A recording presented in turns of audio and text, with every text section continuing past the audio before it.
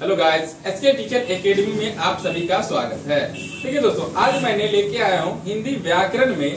कल जो मैंने लेके आया था व्याकरण को कितने भागों में बांटा गया, ठीक है ना, उससे आगे आज मैं आप लोगों के सामने ला रहा हूँ। देखिए, उससे आगे आगे आपको यहाँ पे वर्ण क्या आ गया, वर्ण। तो वर्ण क्या होती है? वर्ण उस मूल ध्वनि को कहते हैं जिसका खंड या टुकड़ा नहीं किया जाता है, ठीक है ना। जैसे अ हो गया, ई हो गया, ख, ग, ह, र इत्यादि अनेक सारे वर्ण हैं। तो उनका जब हम खंड या टुकड़ा नहीं कर सकते हैं तो वही क्या कहलाता है? वर्ण कहलाता है। वह क्या कहलाता है? वर्ण कहलाता है। एक आ जाता है आपको वर्ण संकेत। एक क्या जाता है? वर्ण संकेत। हर वर्ण की अपनी लिपि होती है। हर वर्ण की क्या होती है? अपना लिपि होता है, ठीक है ना। जैसे हम लोग इंग्लिश में जो लिखते हैं वह किस लिपि में लिखाता है? रोमन लिपि में लिखाता है, ठीक है ना। हिंदी लिखते हैं तो देवनागरी लिपि में लिखते हैं।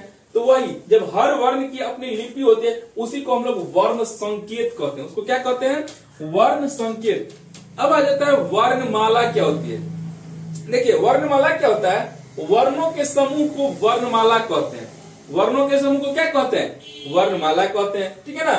तो सबसे पहले इसमें हिंदी में 48 वर्ण होते हैं। हिंदी में कितने वर्ण होते हैं? 48 वर्ण होते हैं।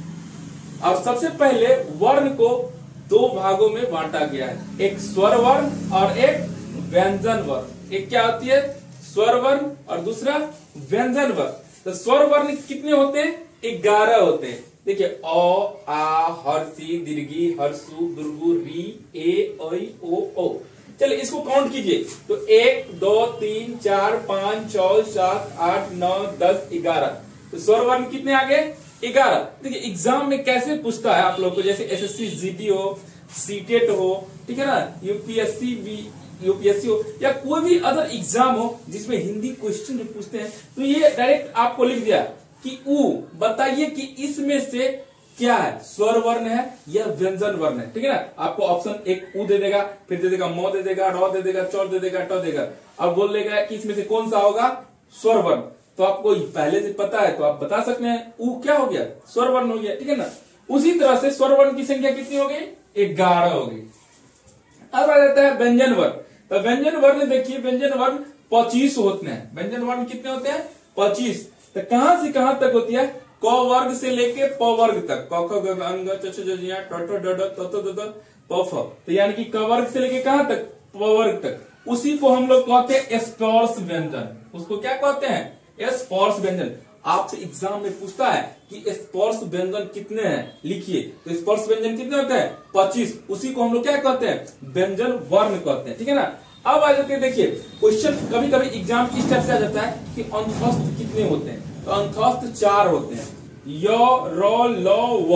य, र, ल, व, ये क्या है? अंतस्थ है। वो कितने होते हैं? 4 होते हैं। फिर उष्ण जो 4 होते हैं वो कितने हैं? तालव्य स, मूर्धन्य स, दंत स, ह। उष्ण कितने वर्ण? उष्ण वर्ण कितने होते हैं? 4।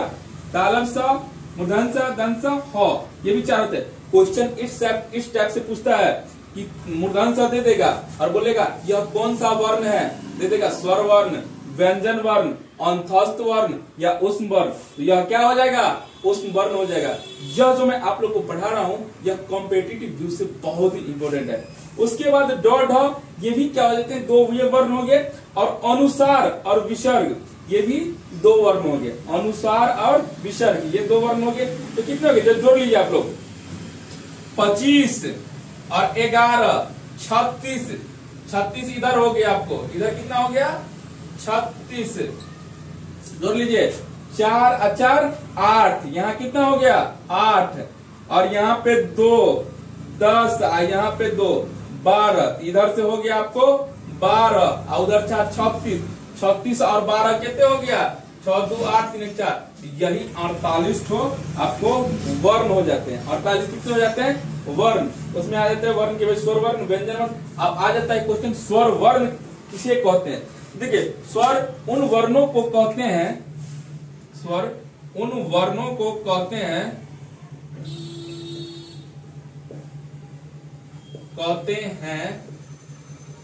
जो बिना किसी दूसरे वर्णों की सहायता से होता है। दूसरे वर्णों की सहायता से होता है। स्वर उन वर्णों को कहते हैं जो बिना किसी दूसरे वर्णों की सहायता से होता है, उसे स्वर वर्ण कहते हैं। अब आ जाता है व्यंजन वर्ण। तो व्यंजन वर्ण उन वर्णों को कहते हैं जिसमें स्वर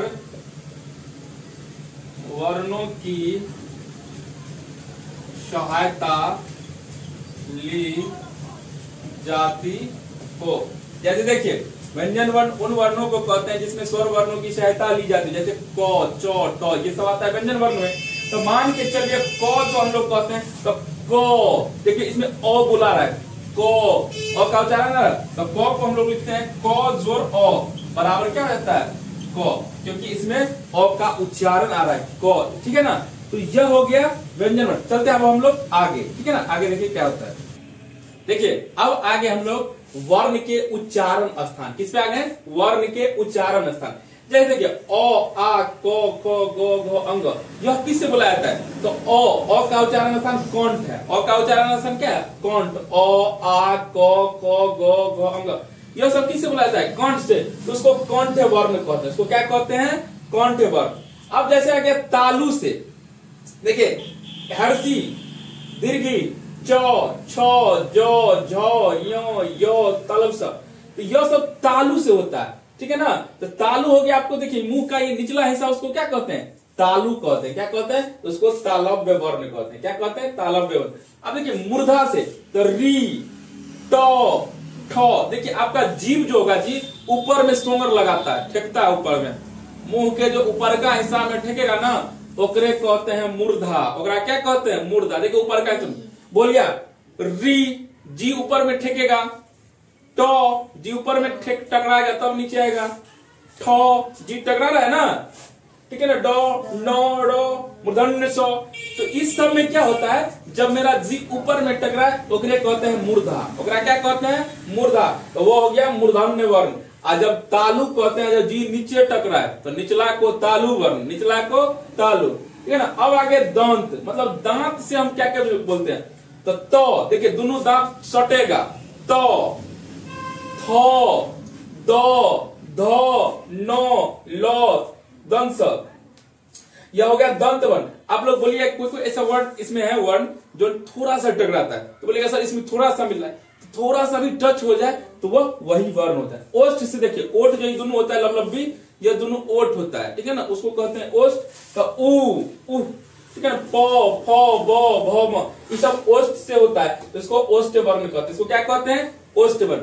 उसके बाद कंठ और तालु, हम जस्ट अभी बताए, तालु नीचे वाला, तो नीचे वाला हिस्सा और कंठ, ये दोनों के मेल से क्या क्या बनता है, तो ए, देखिए ए में जीभ टकराएगा और ये कंठ के उच्चारण होगा, तो कंठ तालु, ए, ठीक है ना। तो ये हो गया कंठ तालव्य वर्ण। यह क्या हो जाएगा, कंठ तालव्य वर्ण। आप देखिए कंठोष्ठ, कंठ और ओष्ठ को जो मिला के बोलता है उसको कंठोष्ठ कहते हैं। कंठ और ओष्ठ को जो मिला के बोलते हैं उसको क्या कहते हैं, कंठोष्ठ। देखिए ओ, देखिए ओष्ठ में भी सटेगा, ओ, ओ, ठीक है ना, थोड़ा सा भी दोनों साइड से ओष्ठ का हिस्सा सटता है और कंठ का, तो ओ और ओ हो गया, ये कंठोष्ठ वर्ण हो जाता है। इसको क्या कहते हैं, कंठोष्ठ वर्ण।